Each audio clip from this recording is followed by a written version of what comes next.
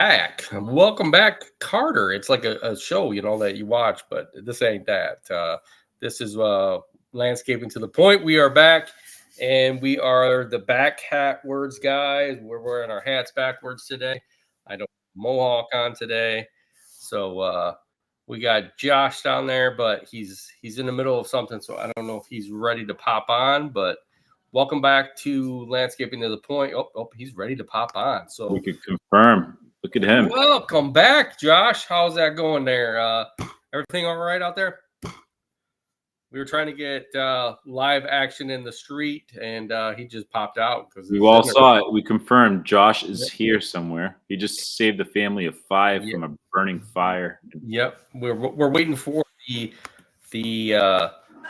play-by-play that Mr. Josh saved the 5 people out of the burning fire in front of his house. So my services weren't needed at the moment. Oh, dang it. Yeah, so that always sucks. That's why the dog was losing his shit before we got on here. You heard the bang, so wow. Josh sets fires just so that he could put them out. I got that from Jensen. Great, guys. You guys are starting fires now. That's one way of doing it. It's like it's offsetting penalties, right? If you put it out yourself. I had to go out there with my EMT book for my class, and do you have this? Do you have this? Do you have this? Sit down, sir. Yep, that's the best way to do it, right? Josh put a tourniquet on someone's neck.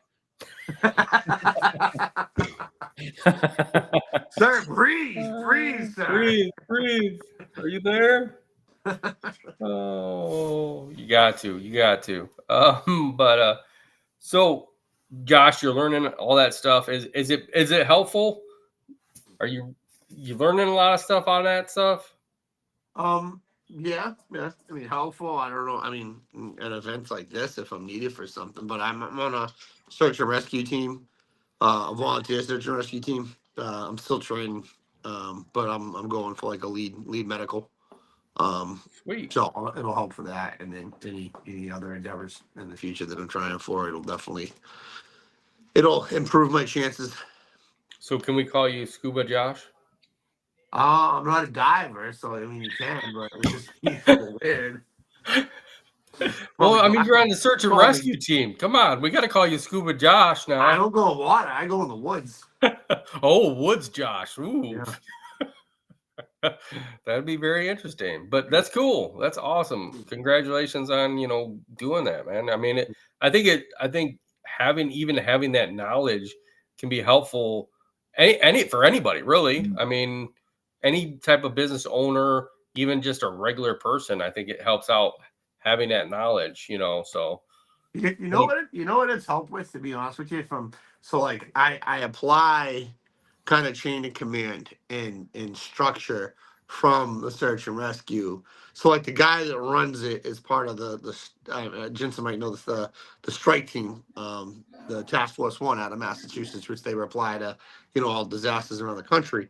So the way they teach it is how they teach the FEMA classes, and like the chain of command and how they delegate. I've been applying to, kind of my company, my business, how I work, and it's helped a little bit too.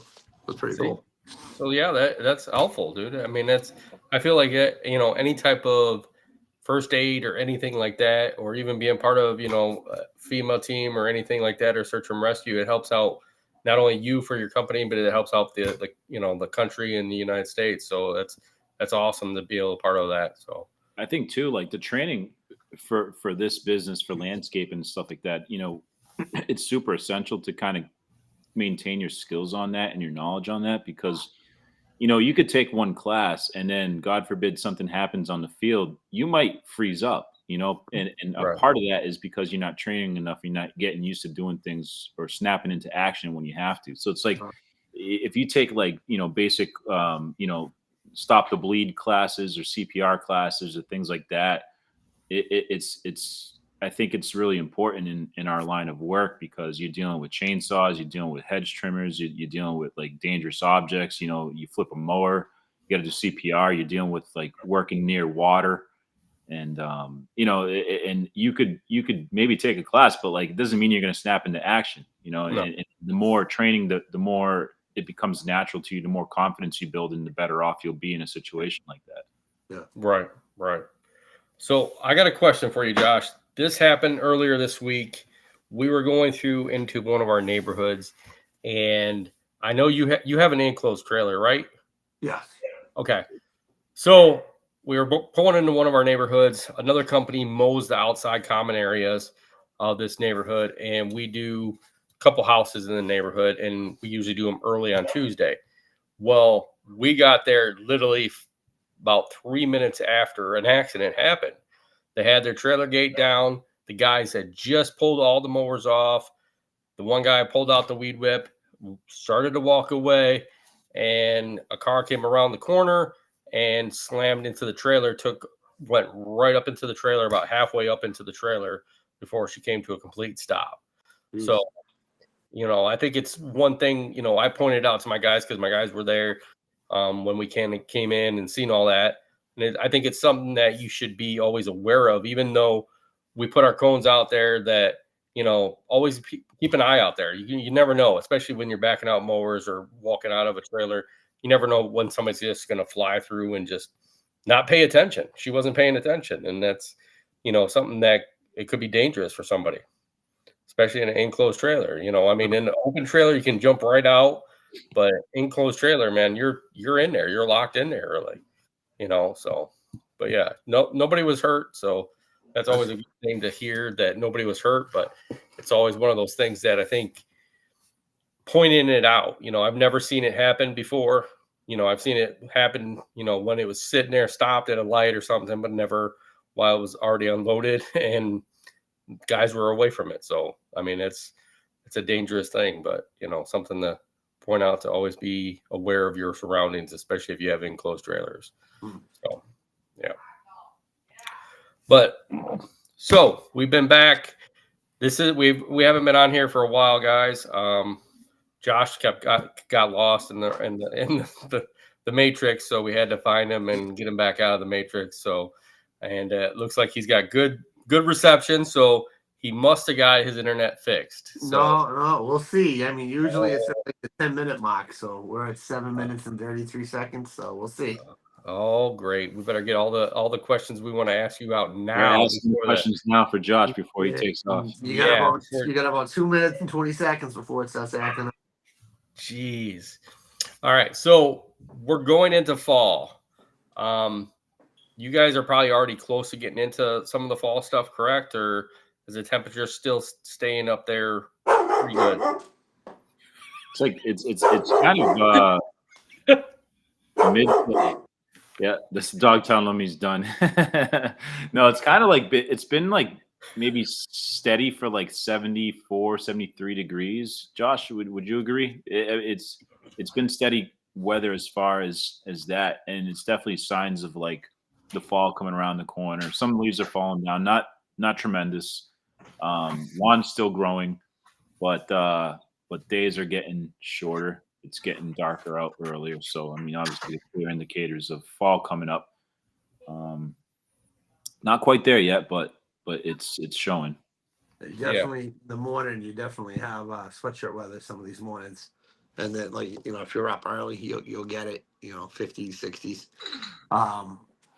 But our falls, we're usually a month or two behind you guys. So, in the past, our falls have been late October to going into late November around. We do cleanups into December now, because sometimes the maple trees don't drop till late.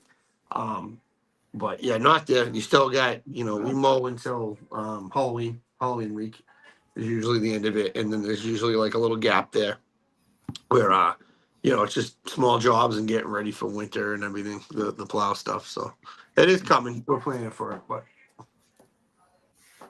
Yeah, I think it's still coming. I think we're having still like a great deal of warmth. Literally last week was, up there kind of like little 80s, and we got a bunch of 90s coming tomorrow and the next couple of days. So it's kind of weird because we went from a wet year beginning of this year to now more of a droughty year. So now we're starting to get into some of that drought stuff. We're starting to get some skips, but we're still being able to knock stuff out. We got a lot of landscaping still going on. So I mean, that's a lot of people are still wanting little stuff. So I think that's still a good push for the rest of the year of getting more work done. So I think that's always great. I will say in New England, at least, this is I think I brought this up before. This is the first time in a long time that we've actually had, calendar seasons. Like we've had, winter stopped at the right time, spring started and ended at the right time. We had a summer, it was pretty hot, and I'm almost wondering if like fall and winter, like Jensen, I don't know if you remember, like, it's possible to get, snow on Thanksgiving, or even like early November when we were younger. Now it's like, after the new year we typically get it, but I'm wondering if we're gonna get an early start to fall and snow seasons this year. Yeah, we've had storms on Halloween, I think. Yeah, snowstorms on Halloween, but rare, but it's happened. But yeah, to your point, I think so. That's true. Very true. It's the first year in a long time that we've had kind of consistent season changes. Yeah, I think it's different this year, I think, than the last couple of years. Are you getting ready, Josh, for the winter season already, or are you still kind of waiting for a little bit? Slight delay. I don't know. We scaled back a little bit from what we had last year. We scaled up quite a bit, and that's usually what we do is scale up, scale down. So I'm still waiting on a few contracts, but we've pulled out a couple pieces, couple salters. We have the pushers coming down to get them ready. My loader, my big loader is having a lot of like PM done and some sales replaced. So that'll be ready to go, by beginning of October, just in case. But we still have some landscape stuff to finish, and we few hiccups this year, so we're just catching up at the back end. So Nice. Don from Steda Lawn says he's ready for snow. They typically have it around Halloween, the first snowfall at least. Well, Don, I mean, you're in Canada, so you have snow 24 hours a day almost for 6 months. So I mean, that's typical for you, buddy. Thanks for being on. They use snow as creamer for their coffee. I think so. I think that's how they they keep it together so they can have it cool during the summer too. So I think that's how they get their water. He says, "Can you speak English, Josh?" I thought I was doing pretty good. I thought you were too. I mean, I didn't hear that much of a Boston accent this time. So you prejudiced bastard. Making fun of my accent. Yeah. Goddamn convenience hating on everybody. Yeah. Thank you guys for watching us on Instagram. If you're watching on Instagram or YouTube, or if you're listening to us anywhere, thank you guys for listening. Keep watching and listening. He puts fuel on the coffee. You put fuel on the coffee, or is that you use the snow on your coffee, Don? I'm totally confused. You never know what he does. Don, them Canadian guys. I mean, Don's always fun to hang around, but sometimes you can't understand what he's saying sometimes because he's saying it in that Canadian way. And he's always making fun of us. It's like, what? Huh? I don't know what he's speaking sometimes either. I love Don, and so a lot of people that don't know, Don kind of gets into like the small engine repair aspect of things, Yep. and I kind of been starting doing that too. But I think the problem with Don is I think you need some ventilation in your garage when you're messing around with these small engines. You might be taking in those fumes a little bit too much, but we love Don though. We love Don. He's the best. Did you see he got some really good deals on Facebook Marketplace lately? He hustles, man. Yeah. Yeah, he got a real good deal, guys, on a Bearcat, an Echo Bearcat little chipper. And the guy just wanted to get rid of it. He got it for a really good deal. About, I want to say, like a fourth of the normal price from it, and it was barely used. It was very brand good, brand new almost. So, I mean, dude, you can find the stuff out there. That's awesome. And then he also got a good deal on a battery backpack blower from Echo, also, and literally it didn't have the batteries and it was missing a tube, and the guy just wanted to get rid of it. And literally, Don already had the battery, so it was a no-brainer for him. And got a tube and literally got it all put together for less than what it actually cost. So I mean, that's an awesome price. You know, you guys got to be out there and looking for that stuff if you're actually looking for stuff and looking for equipment. So definitely look at it. Like I said, if you guys are looking to learn about a little bit more about small engine repair and stuff, Don at Dependable Don's Garage on YouTube, he does a really good job. So Dude, have you guys ever like messed around with that just as a hobby, like kind of fixing things? It's so like stress relieving. Oh yeah, to work on certain, like, I don't know, maybe people think the opposite, like when you can't get it's the opposite for Josh. Josh doesn't like man, working on me, stuff. like I think it's so like fun waiting for a part to come into the mail because you're excited to get it installed. I got a buddy of mine who just bought a new like one of those ride-on lawnmowers, the tractor Right. one. So his old one's broken and the transmission, like the gears like snapped internally. So he's given me it. You know, it's an old Craftsman LT 1000, whatever you call those, but he's given it to me. It doesn't, you know, the engine runs, but it needs a transmission. And I don't need that mower, but I actually want something to work on during the wintertime. And I'm going to try to find like a used transmission for it and just install it because I've never done that before. Right. Just to see if I could do it. And I it's not think you nothing anything that I need. I don't need the mower. I just want something Right. to work on. Yeah, I think you could do it. I think I think it's nice to work on things like that. You know, Josh might have a different view than both of He us. gets all his But parts from partsdirect.com. yes, that's where he gets them all brand new parts. You know, we're out there buying used stuff just to put it together, and he's buying brand new parts from Parts Direct. So, but It's segue into a fucking pitch there, huh? yeah, go Parts Direct, guys. But you know, I don't know about you guys, but see, always get dragged into because when I start talking to customers about putting together something or building something, they're always asking me lately now to like do other stuff for them. Like I have a customer right now that we're gonna be tearing out their deck and redoing their deck. You know, so it's like now I'm stuck. And then he had told me the other day, he goes, I know this isn't a big job, but I could really use your skills to cut the wood for a windowsill.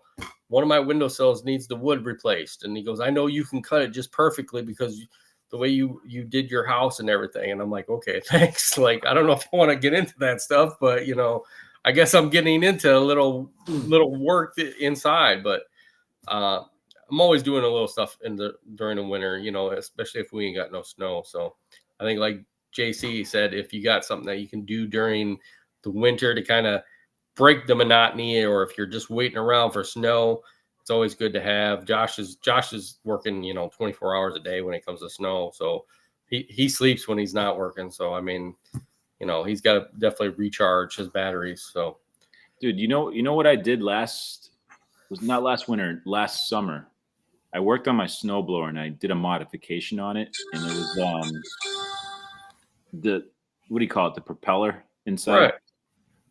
It's like these you could buy them on Amazon. It's like propeller modification kit, and it's rubber, and you drill holes, and then you lag bolt it onto the propellers. And what it does, it gets closer to the housing of the snowblower, and Wow. since it's rubber, it kind of helps push the snow that kind of builds up, and it improves the quality of how powerful the snow blower is. It shoots out the snow. It worked awesome. It's an easy modification.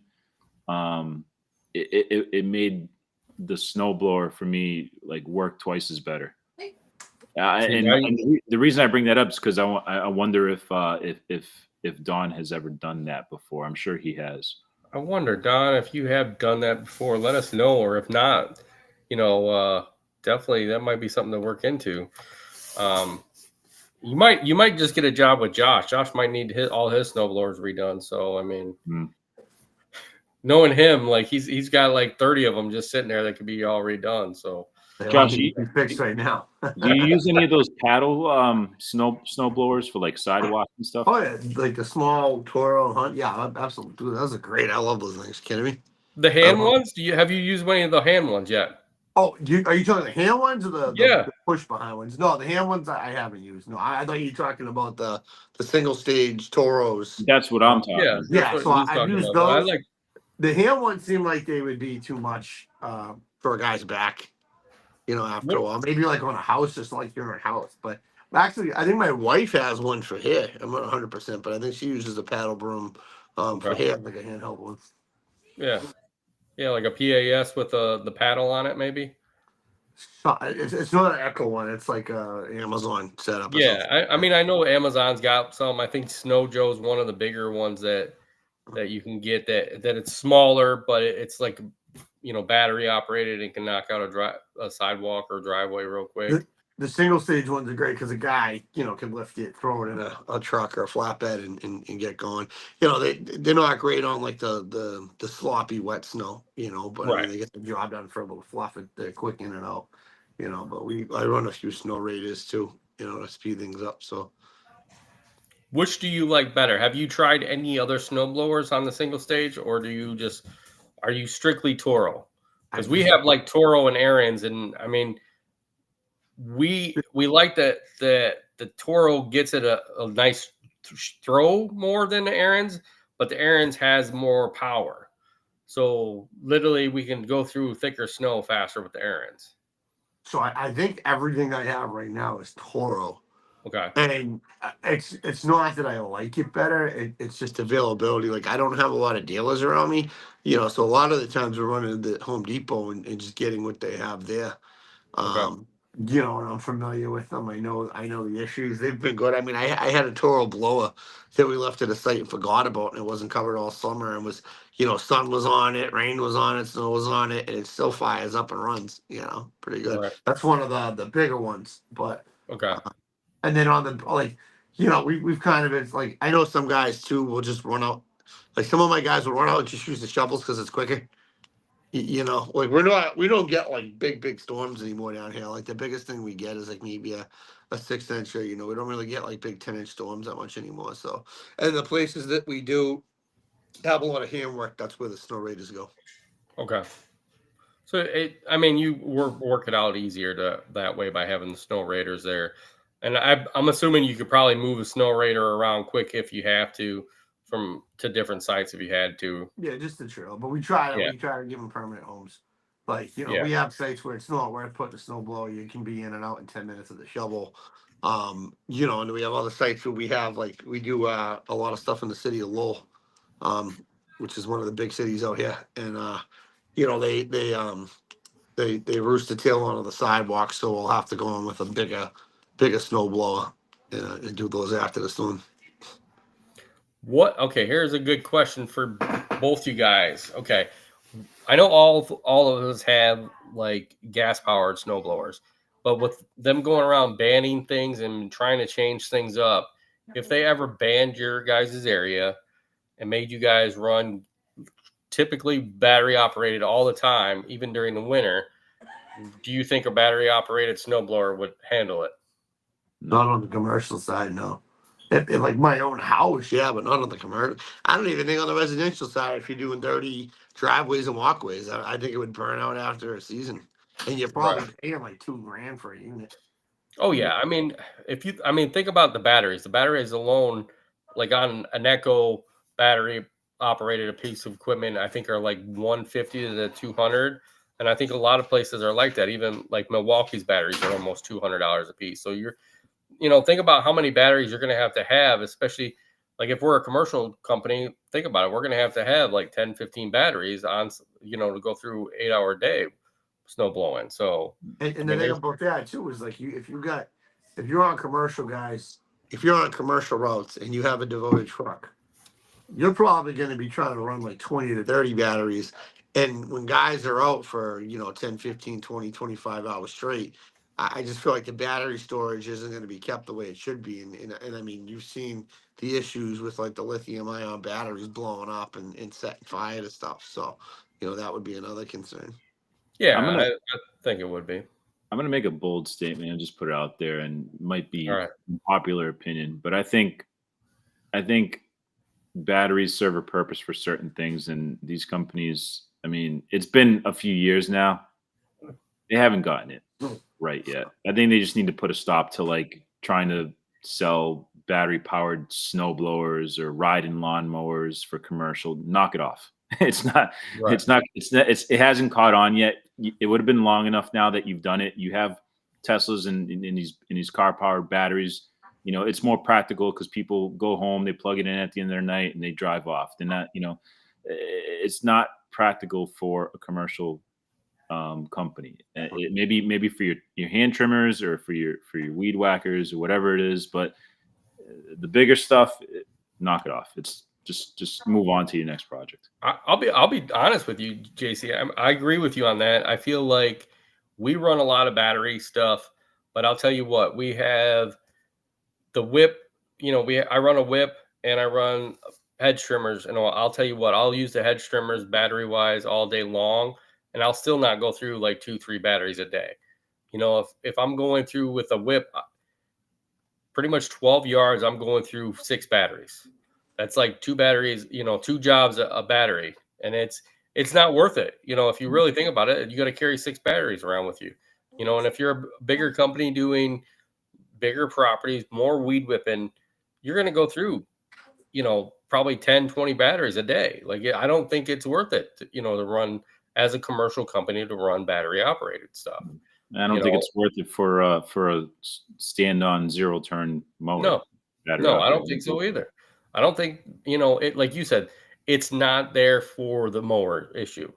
I don't have faith in it. I don't have faith that it's going to ever get to a point where you're going to be driving around zero-turn battery mowers and it's going to be practical for you. I don't think so. Right. I think gas is always going to be the better option in that situation. It's gas-powered mowers for the commercial aspect has been around for decades. I don't think that's going to change. I think there's certain times, certain places for battery operated equipment. I don't think the landscaping world for mowers is that. Yeah. It's handymen and contractors that are doing, inside stuff so they can plug in a battery every hour. Right. Like my house, like all my hand tools are battery powered Craftsman or DeWalt. I got a little handheld leaf vacuum from my Obi that works great, but I wouldn't bring it anywhere else, Right. I think there's a big difference on it. I mean, I can't see, like, when it comes to fall, like with all the leaves, like, I mean, you're using a 90-10 or, a 70-10 or whatever, a bigger blower. Think about, battery operated. There's no way you're going to be able to go through, and do a fall cleanup with, 3 batteries, on your back, and then you got to think about the cost of how many batteries you got to put into that. You're talking $600 on batteries that you got to have sitting there to change out every time, every couple of jobs. I'd probably take the ticket. Yeah. If you were in a town that there was a ban or a restriction, I think I would just take the ticket and use my gas powered equipment. And the other too, it's like these companies need to stop. I know I'm going on a rant. These companies need to stop thinking that this is what the consumer wants, because they don't. You go on Facebook Marketplace and buy something used. You're going to see, if you happen to see a used battery operated stand-on zero-turn mower versus a gas operated, you're going to buy the gas one. You're not going to buy these old used ones either too. So secondary sales, it's not going to be practical. Nobody wants it. Nobody trusts it. Right. Well, just to kind of pick up on that too, I think the companies that are doing it, DeWalt, Milwaukee, Toro, I think the primary demographic is the residential consumer. They're going after, not necessarily, they're treading the waters in the commercial side of it, but I think it's more geared towards, like, how much do they sell in Home Depot, versus what they would sell at, your local dealer. Like you said, they're not going to sell shit in the local dealer because it's not there, and it probably won't be there for 25, 30 years on the commercial standpoint. But as far as, people wanting to store a battery versus storing gas in the garage or the shed, they're going to go to the battery side. They're looking at longevity, where, like, maybe every 5 to 6 years they got to replace the battery for $100, rather than, having to tune up a mower every year or whatnot. So I think their demographic is more residential, and that's why they're really pushing it. But I agree with you on the commercial shit. I think you're a couple of decades out before they even begin to touch that. Price point has to come down, and more building to it to make it more sustainable for companies to utilize it. Yeah, definitely. Okay, Josh, going into fall, what's your go-to equipment that you put on your trucks for fall cleanup? spring rakes, barrels, leaf sucker, and backpack blowers. That's really it. I mean, That's I'll it. be honest with you, like just because the past like 5 to 7 years, um, when we do lawn cuts, we're pretty much done with the lawn cuts by Halloween. We're cutting them down like 2.5, 3 inches. They're not growing as much. Then we don't need the mowers out there. We'll bring them, but if we need to on a big property, but it's more or less just the blowers, the leaf suckers, and the rakes and barrels. Okay. Do you have a vac for for your dump truck? Yeah, Okay. I got a Billy Goat, and then I'm picking up another it's like a vac track tow behind a 37 Okay. horsepower. Wow. We picked up a large campus this year. To give it an area, it's got like 57 trees, and it takes about 6 hours to mow with Wow. 261-inch mowers, Jeez. That's and, pretty big. and 2 or 3 weed whackers. So there's a lot going on there. So that's why we're getting the vac track is to try to knock that out. Other than that, most of our work is city work, so it's not a Okay. lot. Yeah, that's not that bad then. I mean, I think that'll definitely help out in the long run, I think. So, I mean, you'll be able to knock it out quicker that way, I would assume, especially with how big as that property is. So, Brightstone is back on. Welcome back, Brightstone. He said, "Did you get your internet fixed, Josh?" So we're at 31 minutes. We're at We're going 31 on a minutes thing and here. no issue right now. No No issue. issue. Now, So mind you, I'm also not in the basement today either. right. So He's I not in the tried that. basement. He's not in the attic. His wife let him come up into the living room area, or in the dining room area. So he's actually in a good area right now. So maybe if he's good and she'll let him be upstairs from here on out, maybe we'll always have good internet for him. I can hear her in the background probably yelling at him like, "Shit, Josh, you're going back downstairs. You're in trouble." Go in the cellar, you cellar dweller. Welcome back, Brightstone. I think yeah, for us, I mean, we carry the mowers too. We kind of try to get as much leaves out before we do a fall cleanup. But we do 2 fall cleanups, so it's more of we're using, like you said, pretty much the blowers are more getting used than the mowers. And especially when we come back for the second cleanup, we're literally just coming out with our backpacks and the rakes. And, I think our rakes get used maybe every once in a while, or if it's a wet day, they'll get used more. But 90% of the time, I think we go through our blowers more than anything when it comes to fall cleanup and Yeah, just try to we get got we use the rakes just to rake around the leaf vacuum. okay. Yeah, I get what you're saying. So, I mean, yeah, you're getting more use out of a rake than I am. But I mean, yeah, you got to suck them up. Unlike us, we don't have to worry about that. I mean, we leave all the leaves at the street. So, I mean, that's always a good thing. So, you know, but yeah. So, okay. Do you have to take your stuff to a dump site, Josh? Um, this year we will. We just moved locations in July, and we're not set up. So typically we would bring them to the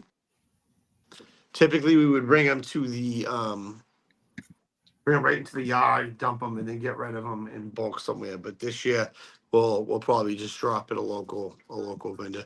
Next year we're going to be open for contractors to dump their stuff at our place. So we'll be back in action doing that. So, you got a bigger place? Yeah, we're gonna. I think I've mentioned on here before. We're gonna try to get more into retail landscape materials moving forward, and then we're also gonna have, you know, dumping available for like clean brush, clean fill, and leaves in Andover, Mass. So I'll stop blowing that up probably in like March for my local guys that need to drop anything. Nice, nice, nice. Brightstone has his joke of the week. Yeah, this is a one that you're gonna be like, okay. What did the leaf blower say to the pile of leaves? What did the leaf blower say to the pile Pile of of leaves? leaves. Yeah, that's what it is. Man, these are more like riddles, though, huh? Yeah, His right. is. I give it right. Like he says, "You're really blowing my mind right now." Not today. Yeah, what? Isn't that kind of ass backwards? Yes, Why I would the think so. blower say you're blowing my mind? I don't know. I don't know. I don't know. I It's got one for him. okay. Let's hear it. Hey, Brightstone, did you hear about the king that was 12 inches tall? He wasn't that good of a king, but he made a much better ruler.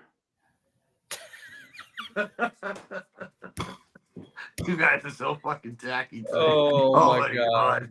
god. Oh, Grass Nectar on Instagram says, "Laugh out loud, WTF."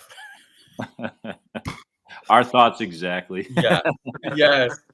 We always have fun here. I tell you what. Thanks, Brightstone, for that joke. He's laughing now, so yeah, it's always fun. But oh, Josh is trying to turn himself. He's trying to do this funky stuff, try to get himself more on there. Now this is where he's gonna lose his internet. Watch, No, guys. I had to plug my phone into the charger. Yes, All the other right. thing, See it's myself not his now. internet; it's his battery. And so Yeah, he's the last person in this planet that should buy a battery-powered mower because he'd never charge yeah. it. He's not No, he lying. wouldn't. He's not lying at He all. wouldn't. Oh, okay. Brightstone's got another one. He says, "Why don't lawns like fall?" Because they leave. I don't know. I have a feeling this one's going to make me mad. Because they get dumped on and ghosted till spring. I like that one. I like that. I actually like that one. It's a Yeah, I little bit. like that. That's a little bit better. I'll rate that one a 7 out of 10. There, I like that Brightstone. one. That's a That good one's a one. little bit better. Okay. All right. So that was pretty good.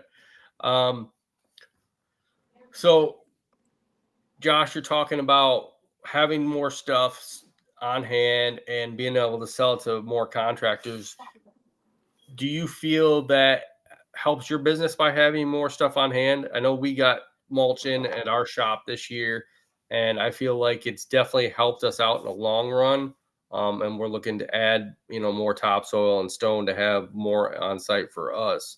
So does that help you out by having it to have for yourself and to sell for contractors? Absolutely. So again, so just like I said with the Home Depot, their target demographic is residential. We're going to offer it dumping and supply to contractors, but the target demographic is going to be residential just because the markup is better than margin. You keep busy with it, whereas, contractors, you're only going to have them for the spring rush and maybe throughout the fall season. Having it on hand, absolutely. Absolutely. Cutting the drive time down of picking something up, waiting in the line if it's busy, and then having to go to the job site after that. Eliminating that's great. And then also cost. Like you'll know after you bring in a triaxle or a semi of loam or mulch. If you're picking that up, you might be getting a discount up here. The retail, like we sell loam, I think like 50, 45, $50 a yard or something with delivery fees. And I think the discounted rate, if we pick it up at a landscape supply, depending where, the closer to Boston we go, the more expensive it gets.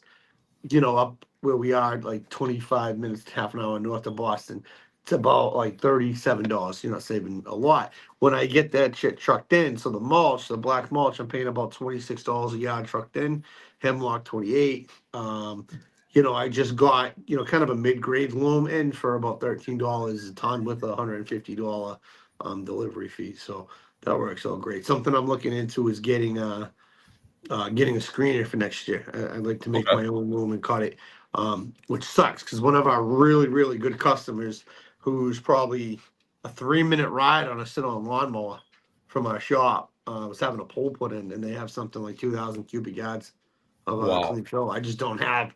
I'm not set up yet for it, so I was a little pissed about that. But Jeez. having it on hand, yeah, I suggest to anybody, like, even if you're a solo guy and you have a spot, if you could have a triaxle 18, 20 yards dumped off, I mean, you're probably making 40% more on the markup you know, with doing it that way and saving yourself the time. Even if you got to shovel that shit in the barrels and put it in your truck, you're still saving a little bit of time of just being at the shop and making more money.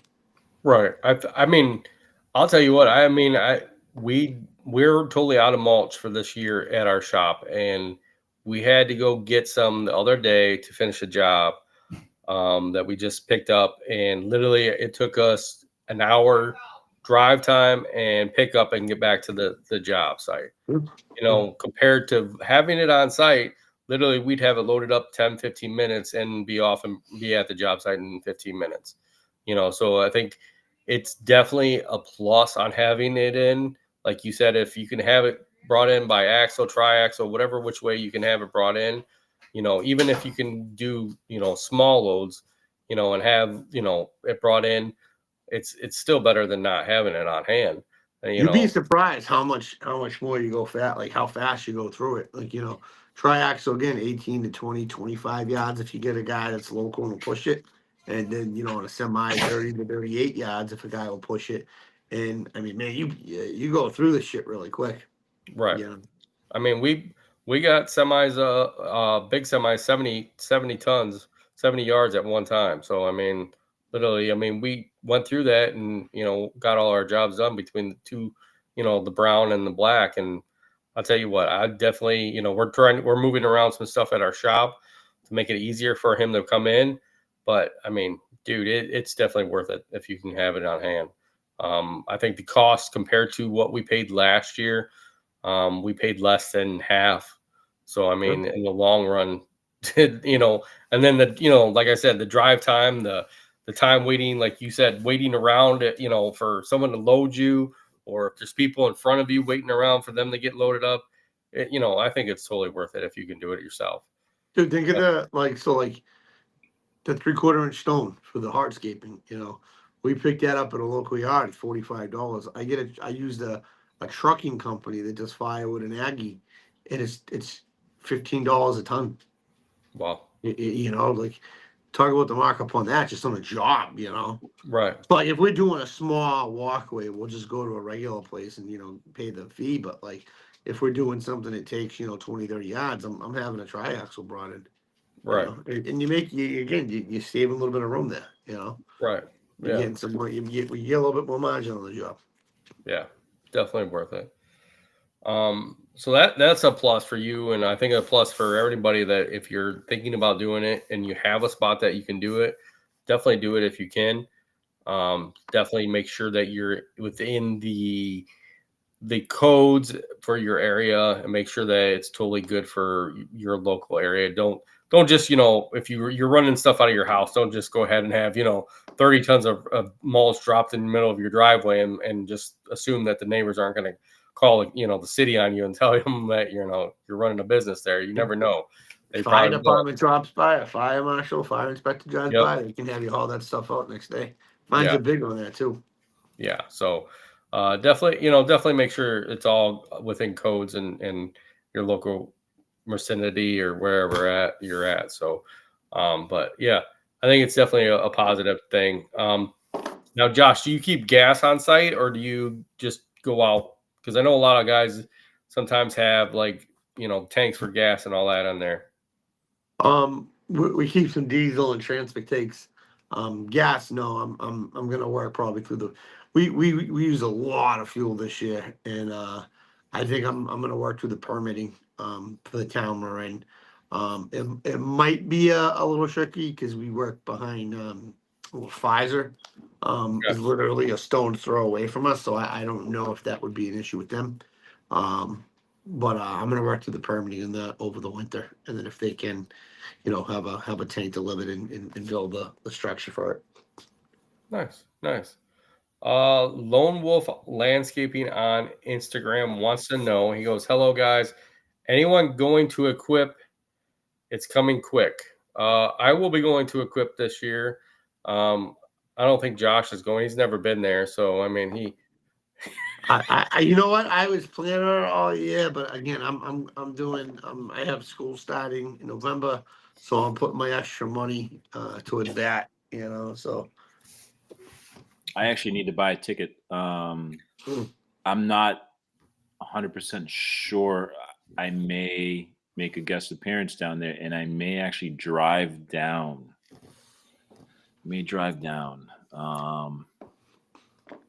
Yeah, I may drive down. We'll see.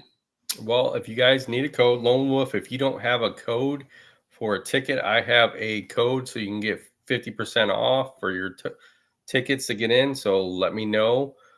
Just DM me and I can get you that code. I think it's a good time to go. Grass Nectar says Equip is a major go for him. Yes. Yeah, I think it is. It's a good time. Josh doesn't like to have good times. He doesn't like to get on airplanes. He doesn't like to leave outside of Boston. Boston's his area. He doesn't like to leave outside of there. He doesn't go no more than like 30 miles away from his house. He's got like a tether on, like one of those, ankle bracelets that don't let him go out. Ankle bracelet, yeah. That's the thing. I'm on house arrest. If you guys don't know, I'm on a business from my house.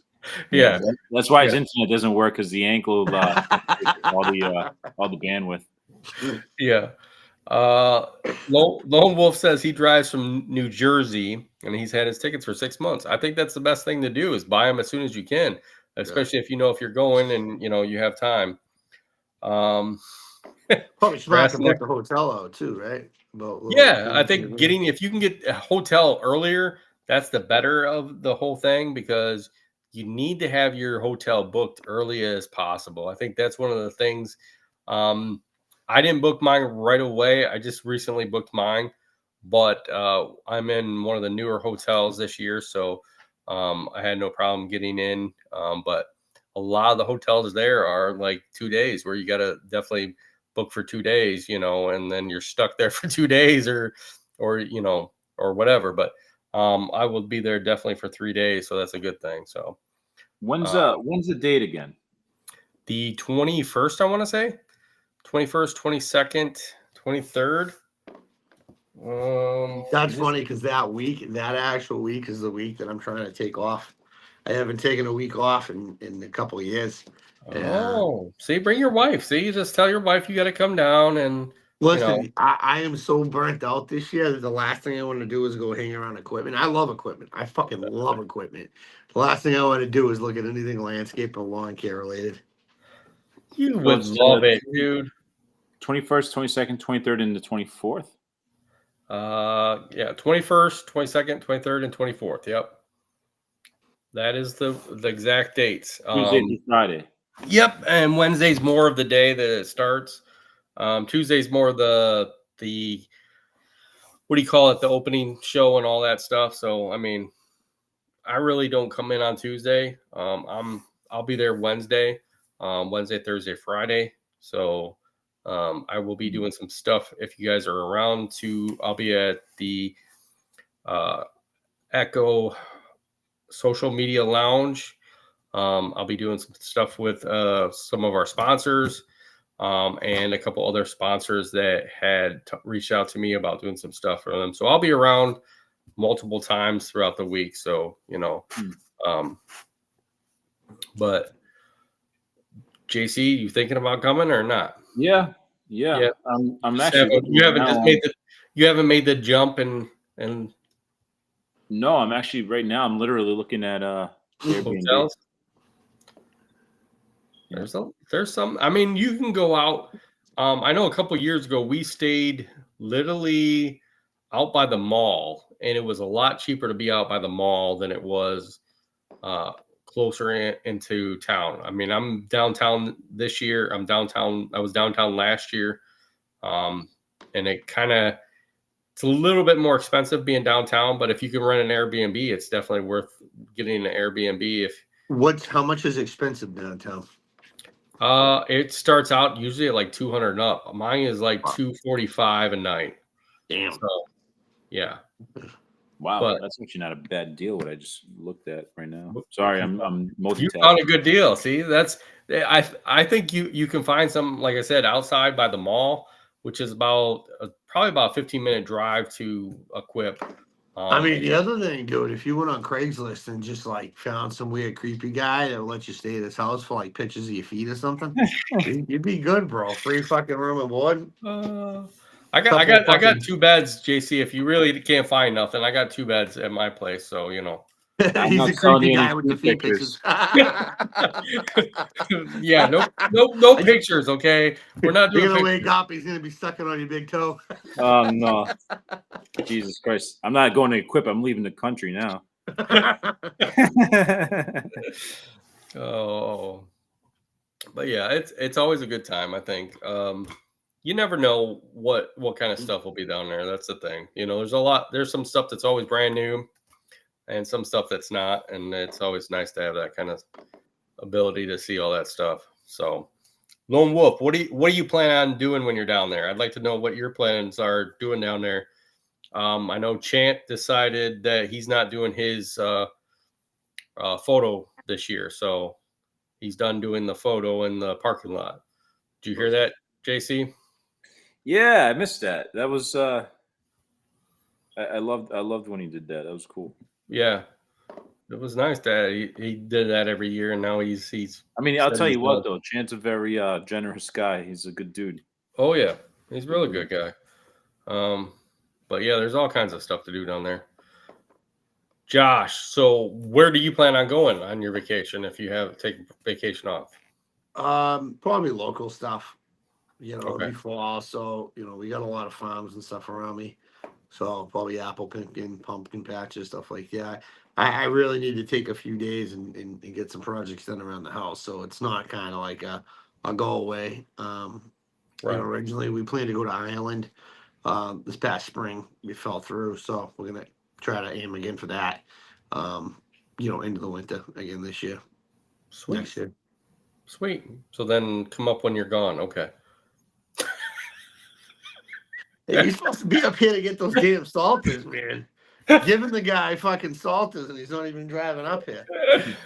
I've been busy this whole year, dude. I'm paying more for college right now for my daughter than anything. That's why you need the salters. They'll fucking Yeah, I they'll need to you make the money on the salt. October 21st to the 24th, right? Yep. Tuesday, Wednesday, Thursday, Friday. I think I'm gonna go, man. Eli is on there. BLC, what's going on? Eli, So how are you? I just got a pretty good. Let me know if this is good. $450 for Tuesday to Saturday, a hotel.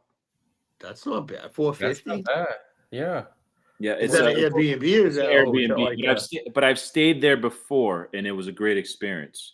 $450? I do that in a heartbeat, dude. That's Yeah. a steal. He's I think paying Airbnb is a lot for a cheaper. fucking room.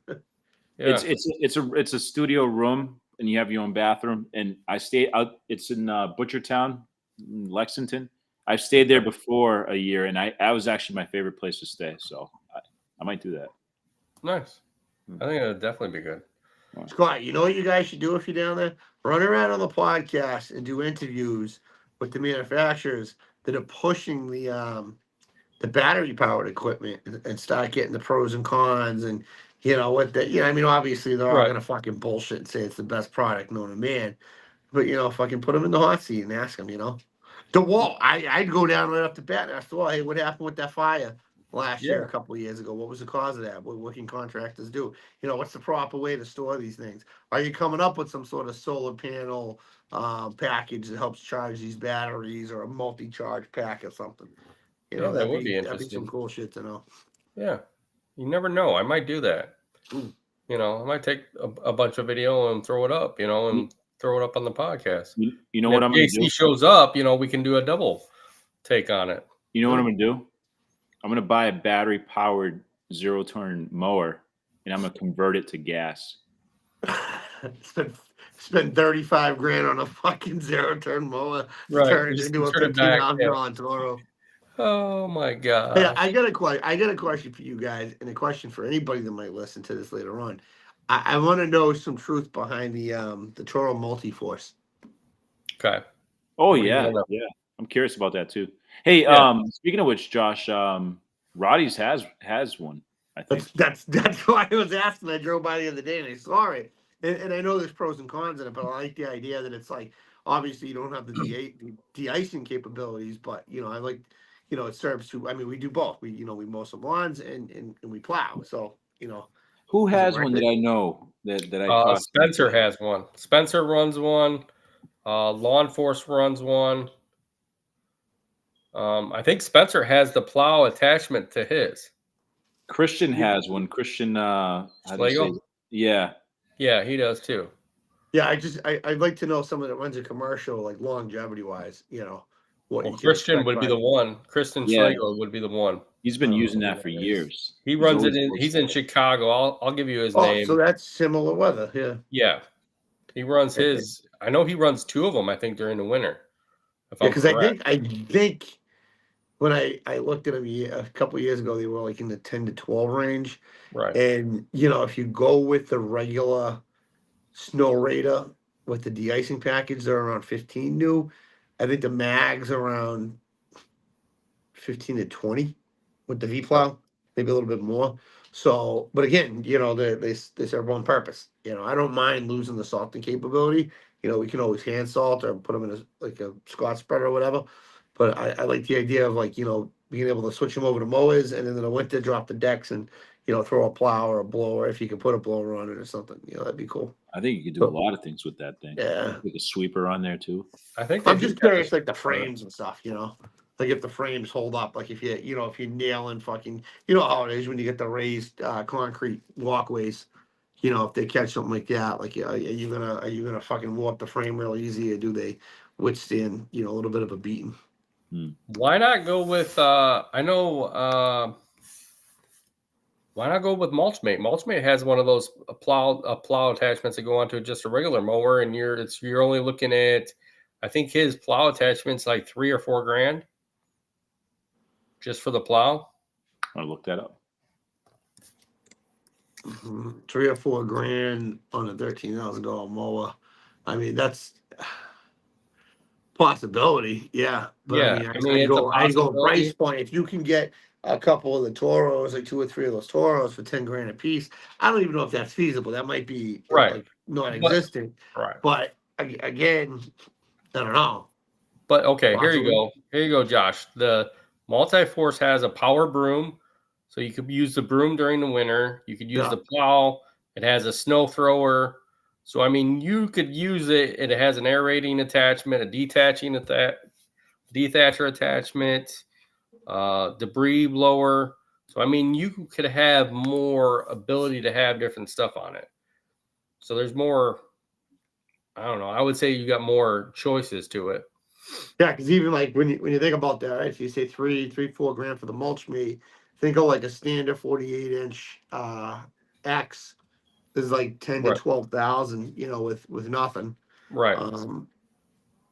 Bagging system, you're probably like 17. So you still, that's why I look at the multi-force, like, I like the multi-tool in it, Right. And at the price points, right? Like I'd probably only do it if it's, in that $12,000 range. I know the attachments are going to cost a little bit more, but Right. I just always wanted to pick some brains. And obviously, like, you said someone in Chicago, which is similar to other to, we do, Boston and Lowell, so similar areas if they're in the inner city. All right. So the Snowmate attachment, the manual one for mowers, 0 turns, it's $1,199. And what is that, like a winch or something? Like a hand pulled winch? I'm trying to look. I think so. I don't think it doesn't have. I don't even know how you lower it or drop I it. think it's just you have to drop a drop spread. Is that what it is? I think it's just automatically, you just got to get off the mower, drop it, and then move it down. Yeah, see that seems kind of. Right. And again, maybe I have to look at the multi-force more. I didn't even look to see if the multi-force was manual or not. I think the Multi-Force automatically has the thing with it. Here we go. Snowmate Power Pack add-on option.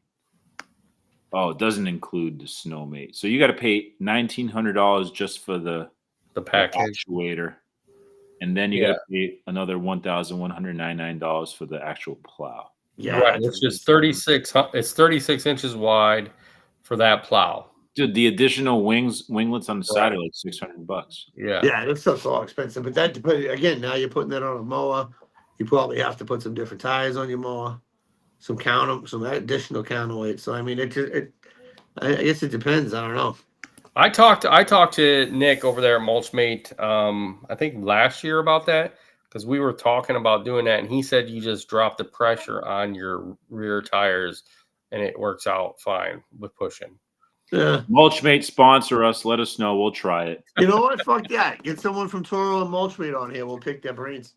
Oh, yes. That would be nice to get both Mulchmate and Toro on. How about at the same time, and we'll do the Multi-Force versus the Mulchmate. If they'll do it, that'd be there you go. Yeah. We're going to get Echo and Steel on the same time, too. Yep. Yeah. We do have an Echo representative we can get on, but I don't know if we can get Still on at the same time. So, never know. Never know on that one.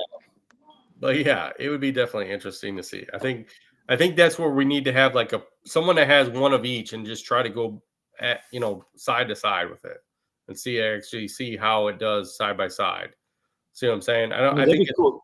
In all seriousness, it'd be cool if like we actually got a trial unit, and that way, like I could try it 1 week, Josh could try it 1 week, and then we could you could try it 1 week, and we could compare and contrast.